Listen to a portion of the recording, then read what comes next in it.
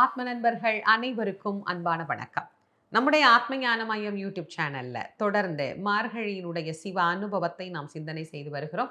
அந்த வகையில இன்னைக்கு மார்கழியினுடைய 22வது நாள். பஞ்ச சபையில 4வது சபையாக தாமிர சபையை பற்றி, தாமிர அம்பலம் நெல்லையப்பர் ஆலயத்திலே அமைந்திருக்கக்கூடிய இந்த சபை எப்படி வந்தது அப்படிங்கிற அனைத்து தகவல்களையும் இந்த பதிவுல தெளிவாக தெரிந்து கொள்ளலாம் வாங்க.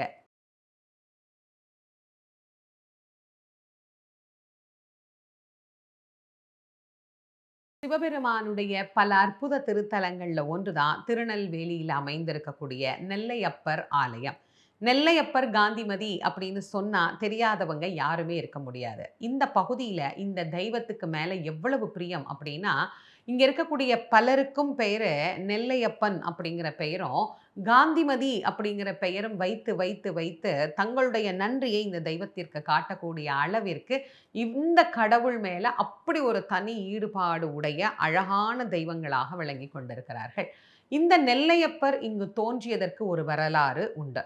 மிக அழகான வரலாறு. சுயம்பு மூர்த்தியாக இறைவன் மூங்கில் காட்டுல எழுந்தருளி அருள் புரிந்த ஒரு அழகான திருத்தலம் தான் இந்த திருத்தலம். ஒரு காலத்துல இது மூங்கில் காடாக அமைந்திருந்தது. அப்படி அமைந்திருந்த போது அவ்வழியாக மன்னனுக்கு பால் எடுத்து கொண்டு வரக்கூடிய ஒரு பால் வியாபாரி, தினந்தோறும் அவர் வருகின்ற அந்த பாதையில திடீர்னு ஒரு நாள் ஒரு இடத்துல கால் இடறி கீழே விழுந்துடுறார். அவர் கையில இருந்த பால்லாம் கொஞ்சம் கொட்டிருச்சு. மறுபடியும் மிச்சம் இருக்கிற பாலை கொண்டு போய் அரண்மனையில கொடுத்துட்டு வந்துடுறார். அடுத்த நாள் அதே வழியா வர்றார். அதே மாதிரி அந்த இடத்திலேயே கால் இடறி கீழே விழுந்துடுறார். பால் கொட்டிருது. இதே மாதிரி தொடர்ந்து சில நாட்கள் நடக்குது. அரண்மனையில பால் குறையுது. ஏன் குறையுதுன்னு கேட்டா, ராஜா வந்து ஏன் என்ன காரணம் விசாரணை பண்ணுவார் இல்லையா? இல்ல மன்னா, தினம் இப்படி ஒரு காரணத்த சொல்றாரு அப்படிங்கிற. அவர்ட்ட இன்னைக்கு கூட்டு வாங்க, நான் பேசுறேன் அப்படின்னு அந்த பால் வியாபாரிட்ட மன்னர் பேசுறாரு. என்னப்பா தினம் ஏதோ பால் கொட்டிருதாமே உனக்கு அப்படின்னு. ஆமாம் மன்னா, நான் பொய் சொல்லல. உங்ககிட்டயே நான் சொல்லணும்னு நினைச்சேன். அந்த இடத்துல பேய் இருக்கா, பிசாசு இருக்கா, பூதம் இருக்கா, என்ன இருக்கான்னு தெரியல. தினம் அங்க பால் கொட்டிருது. நான் வேற வரத்துக்கு வேறு மாற்று வழி தெரியாம அதே வழியில தினம் வந்துகிட்டு இருக்கிறேன் ராஜா அப்படின்னு. அப்போ ஏதோ ஒரு பிரச்சனை இருக்குன்னா அந்த பிரச்சனையை சரி பண்ணணும். ராஜாவும் என்ன பண்ணாரு, சரி நான் வரேன் அப்படின்னு அந்த இடத்த எனக்கு காட்டு அப்படின்னு தன்னுடைய படைகளோடு போய் அவர் காட்டுற இடத்துல இருக்கக்கூடிய அந்த செடி கொடி மூங்கில் எல்லாத்தையும் நீக்கி விட்டு அவர் அங்க பார்க்குறாரு. இந்த இடத்த குத்தி பாருங்க, இப்படி பார்த்தா ஒன்றும் தெரியல, தோண்டி பாருங்க அப்படின்னு கடப்பாறையால குத்தும்போது அந்த இடத்தில் ரத்தம் பீரிட்டு வர சுயம்புவாக வெளிப்பட்ட மூர்த்தி தான் நெல்லையப்பர். சுயம்புவா வந்த அந்த பெருமான ஆலயம் அமைத்து வழிபாடு பண்றாங்க. இப்படி இறைவன் ஆரண்யத்தில் இருந்து வெளிப்பட்ட கடவுளாகத்தான் இங்கு காட்சி கொடுத்தார். ஆனால் இந்த இறைவனுக்கு நெல்லையப்பர் அப்படின்னு பேர் வருவதற்கு ஒரு காரணம் உண்டு. ஒரு சிவபக்தர் அன்றாடம் சிவபெருமானுக்கு நைவேத்தியம் பண்ணி அடியார்களுக்கு அமுது தரக்கூடிய ஒருத்தர். ரொம்ப தீவிரமான பக்தர் இந்த இறைவன் மேல. ஆனா அவருக்கு இறைவன் பல சோதனைகளை அடுத்தடுத்து தருகிறார். கடுமையான பஞ்சம், வறுமை, யாருக்கும் இந்த உணவு சேகரிப்பது, நெல் கிடைப்பது அப்படிங்கிறதே ரொம்ப அபூர்வமாக போய்விட்டது. ஒரு காலத்துல நெல் சாப்பாடு அப்படிங்கிறதே ரொம்ப அபூர்வமாக இருந்த ஒண்ணுதான். அப்படி இருந்தபோது இவர் என்ன நினைச்சாரு தெரியுமா? தான் பட்டினி கிடந்தாலும் பரவாயில்லை, கொஞ்சம் நெல்லையாவது நான் மிச்சம் செய்து வைத்த அன்றாடம் இந்த சிவபெருமானுக்கு நெய்வேத்தியம் செய்தே ஆக வேண்டும் அப்படின்னு தீர்மானம் பண்ணிட்டார். இருக்கிற கொஞ்சம் நெல், யாச்சகம் வாங்கி கொண்டு வருகிற நெல், இப்படி கொஞ்சம் கொஞ்சமா சேர்த்து சேர்த்து சேர்த்து சேர்த்து வச்சு அந்த நெல்லை பக்குவப்படுத்தி அதை உணவாக்கி அதை இறைவனுக்கு அன்றாடம் நைவேத்தியம் செய்வார். நம்ம பட்னி இருக்கிறோம், நாம சாப்பிட்றோம், அதெல்லாம் பிரச்சனை இல்லை, சாமிக்கு கொடுக்கணும். எப்பேற்பட்ட ஒரு பக்தி பாருங்க அவருடைய பக்தி. இப்படியே கொஞ்ச நாள் போச்சு. கொஞ்சம் ஒரு நாள் என்ன பண்றார், இந்த நெல்லெல்லாம் ஈரமா இருக்குதே, இதை என்ன பண்றது, கொஞ்சம் காய வைக்கலாமே அப்படின்னு என்ன பண்றார், காய வச்சுட்டு குளிக்கிறதுக்காக போயிட்டார். போய் குளிச்சிட்டு இருக்கிறார். மழை கொட்டுது. அவர் பார்த்தார், போச்சு, இருக்கிற கொஞ்ச நெல்லும் இந்த மழையில நனைஞ்சு அப்படியே போயிருக்கும், தண்ணீரோட போயிருக்கும். நான் இனி சுவாமி நைவேத்தியத்துக்கு என்ன பண்ண போறேன்னு தெரியலையே அப்படின்னு வேக வேக வேக வேகமா அங்கிருந்து ஓடி வந்து பார்க்குறாரு. என்ன ஆச்சரியம், அவர் நெல்லு காய வச்சிருந்த இடத்துல மட்டும் மழையே பெய்யலைங்க. அப்படியே இருக்குது. அந்த இடத்துல மட்டும் வெயில் அடிக்குது, வானம் சுத்தி மழை பெய்யுது. ஏன்? இறைவன் அந்த நெல்லுக்கு வேலி கட்டி அந்த நெல்லை காப்பாத்தி கொடுத்தாராம் தன்னுடைய பக்தனுக்கு. இறைவன் நெல்லை வேலி கட்டி காப்பாத்திய காரணத்தினால இறைவனுக்கு நெல்வேலி நாதர் அப்படின்னு பேர். அதான் பின்னாடி மருவி நெல்லையப்பர் அப்படின்னு ஆகிவிட்டது. திருநெல்லை காத்த பெருமான். அந்த நெல் யாருக்கு பயன்படுகிறது? சிவபெருமானுக்கு பயன்படுகிறது. தன் பக்தன் கவலைப்படக்கூடாதே அப்படிங்கிறதுக்காக இறைவன் ஓடி வந்து அவருக்கு அருள் செய்த அற்புதமான ஒரு திருத்தலம் திருநெல்வேலி.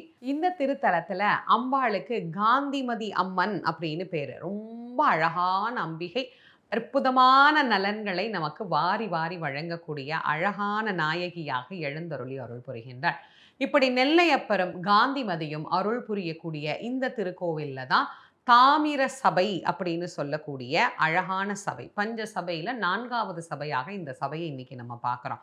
இங்கே சிவபெருமான் ஆடக்கூடிய தாண்டவத்திற்கு திருத்தாண்டவ நடனம் அப்படின்னு பேரு. ஒவ்வொரு நாளும் ஒவ்வொரு நடனத்தை பத்தி, ஒவ்வொரு தாண்டவத்தை பத்தி நம்ம பார்த்துட்டு இருக்கிறோம். அந்த வகையில திருத்தாண்டவ நடனம் அப்படின்னு சொல்லக்கூடிய ஒரு அழகான கூத்தை வெளிப்படுத்தும் வண்ணமாக இறைவன் இங்கே எழுந்தருளி அருள் புரிகின்றார். இந்த தாமிர அம்பலம் அப்படின்னு சொல்லக்கூடிய தாமிர சபையிலிருந்து நம்ம பார்த்தோம்னா அதற்கு பின்பக்கம் இருக்கக்கூடிய சந்தன சபாபதி அப்படிங்கிற நாமத்தோடு நமக்கு காட்சி தரக்கூடிய இறைவனே இங்கு தாமிர அம்பலத்தினுடைய நாதராக நமக்கு அருள் புரிந்து கொண்டிருக்கின்றார்.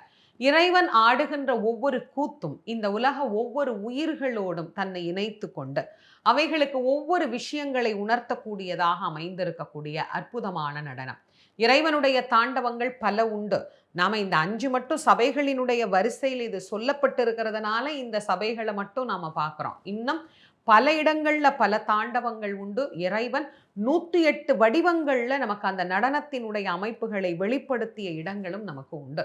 இப்படி நிறைய இருக்கிற போது திருநெல்வேலியில தாமிர சபையில இறைவன் எழுந்தருளி இந்த தாண்டவ கோலத்துல நமக்கு காட்சி தருகிறார். இதுவரைக்கும் இந்த கோயிலுக்கு நீங்க போயிருக்கிறீங்க அப்படின்னா சந்தோஷம். அநேகமா திருநெல்வேலி நெல்லையப்பரை பார்க்காதவங்க யாரும் இருக்க மாட்டீங்க அப்படின்னு நான் நம்புறேன்.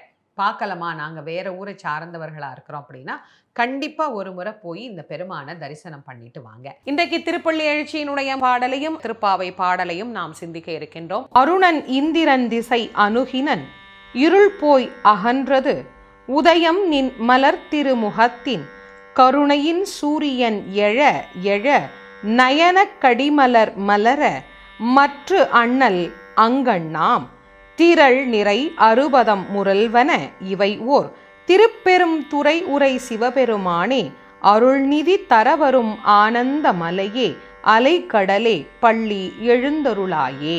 அங்கன்மா ஞாலத்து அரசர் அபிமான பங்கமாய் வந்து நின் பள்ளி கட்டிற் கீழே சங்கம் இருப்பார் போல் வந்து தலை பெய்தோம் கிங்கினி வாய் செய்த தாமரை பூ போலே செங்கன் சிறுச்சிறிதே எம்மேல் விழியாவோ திங்களும் ஆதித்யனும் எழுந்தார் போல் அங்கன் இரண்டும் கொண்டு எங்கள் மேல் நோக்குதியே எங்கள் மேல் சாபம் இழிந்தேலோர் எம்பாவாய். பஞ்ச சபையில 4வது சபையாக விளங்கக்கூடிய தாமிர சபையை பத்தி இன்னைக்கு இந்த பதிவுல நம்ம பார்த்தோம். இந்த பதிவை உங்களுடைய நண்பர்கள் உற்றார் உறவினர்களோட பகிர்ந்து கொள்ளுங்க.